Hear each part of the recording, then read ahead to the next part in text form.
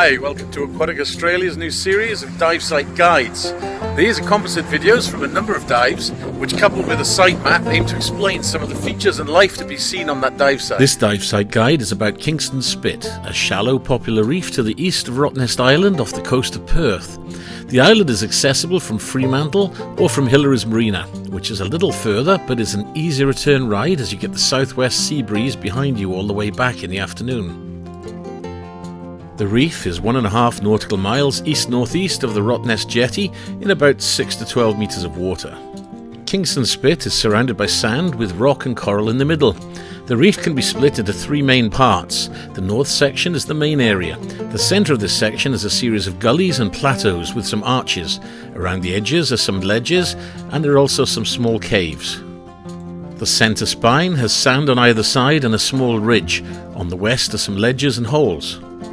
The south section is mostly flat and open on top, just a little higher than the surrounding sand, but there is a small ridge but no real canyons or gullies.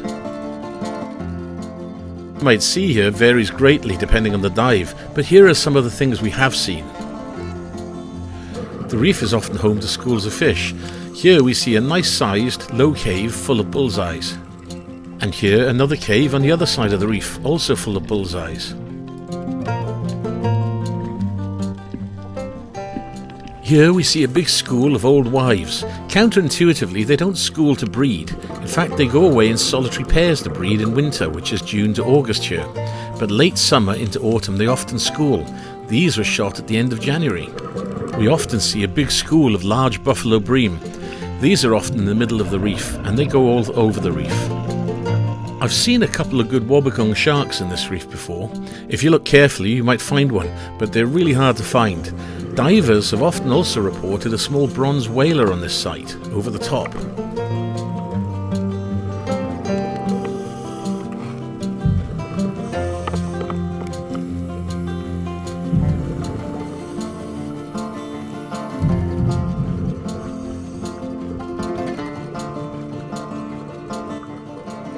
Now let's look at the reef layout or topography of the reef. Here in the southern end of the reef, it's largely flat with small reeds. We see a school of buffalo bream. We turn to the west and head to the edge of the reef, and you can see the reef drops off about 2 to 2.5 metres to the sand and weed on this southwest corner. Often, this 2.5 metre ledge is undercut deeply, acting as habitat full of sponges, corals, crays, and lots of life underneath.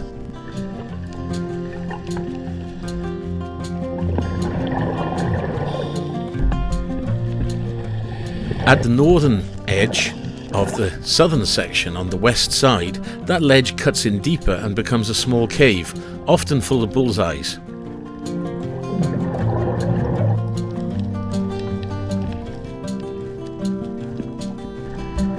Moving out of the cave and looking back, you can see it from the outside. It looks just like the ledge, but goes in further. You've got to put your head in. Moving up the west side, on the middle section, you can see more of a rubble zone with lots of holes between the lumps of rock.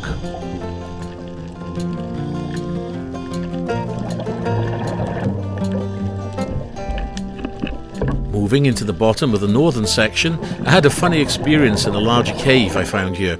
I will use the sound from the original film to narrate it. West side of Kingston Spit Reef, I find a long, low cave. Inside, something funny is about to happen. I make a pan shot of the 2 metre high cave. Note all the old seaweed loose on the bottom. Somewhere in this mass of dead seaweed is a surprise just waiting for me. I stop filming this scene while still rolling to look at the rock layers in the cave wall while hovering over the seaweed. To stabilise the shot, I breathe out to sink down to the sand. Underneath me, though, I feel the seabed writhe. I feel the seabed move, then realise it's a fish. I feel its head by my waist, and then slip by. I feel its tail past me.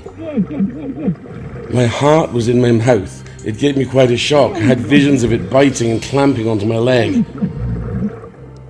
But he was more shocked than me. He shot straight past a cray walking about in the open. Afterwards, we get a good look at him as he swims off, and I can't stop laughing. and luckily I filmed it. We emerge from the cavern and continue to explore more of this interesting and varied reef.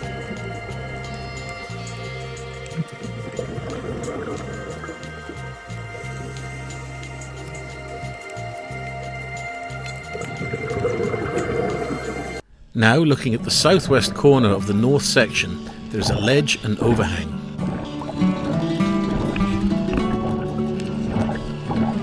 You can also see that off the side of the reef there are seagrass and weed beds before it tapers off into sand.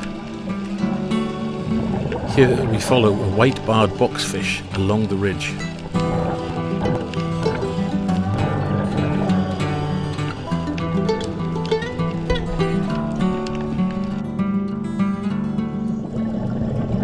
West of the centre it's largely plateau, but as you move past the centre line you find it drops into gullies, and here on this plateau we see a school of buffalo bream that we saw earlier. A low shot on different dives, this shows you that the school of buffalo bream regularly hangs around.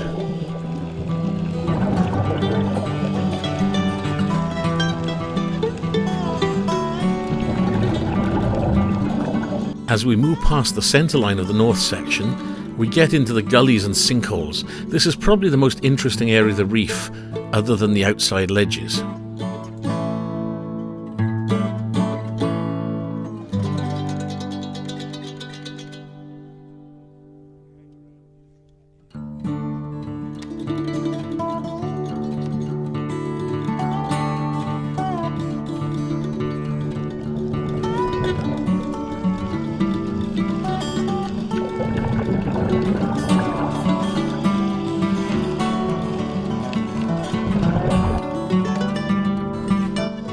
You can see ledges and old caves that collapsed, leaving more ledges, and then to the left a pretty arch leading into gullies.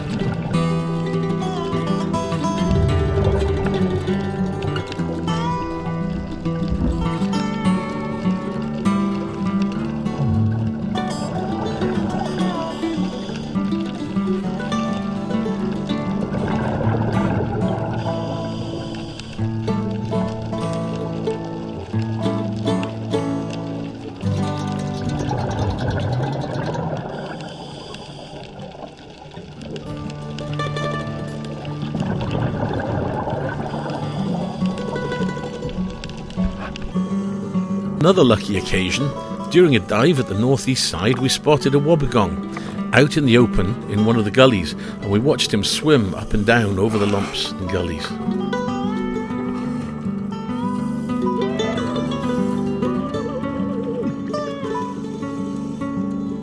Wobbegongs are part of a family of sharks called carpet sharks.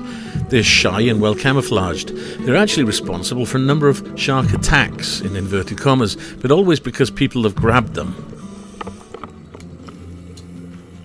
They actually have rows of tiny sharp teeth, and they grab and don't let go. As with most things, the best rule is to look but don't touch. They really are rather cute.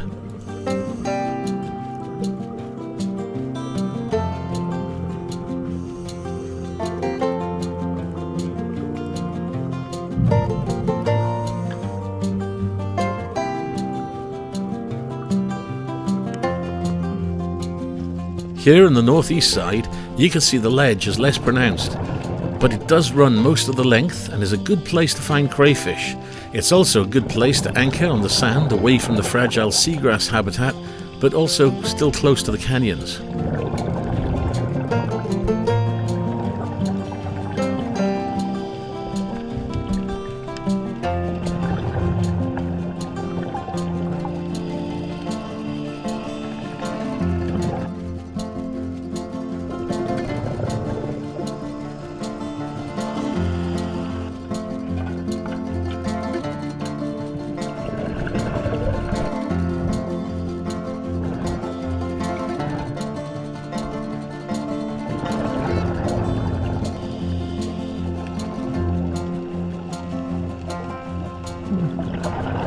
At the southeast corner of the top part, I think, is where I found the ledge opening up into a cave, and on this occasion at the end of January we found a large school of old wives and bullseyes. it's not always possible to be precise about where each cave is.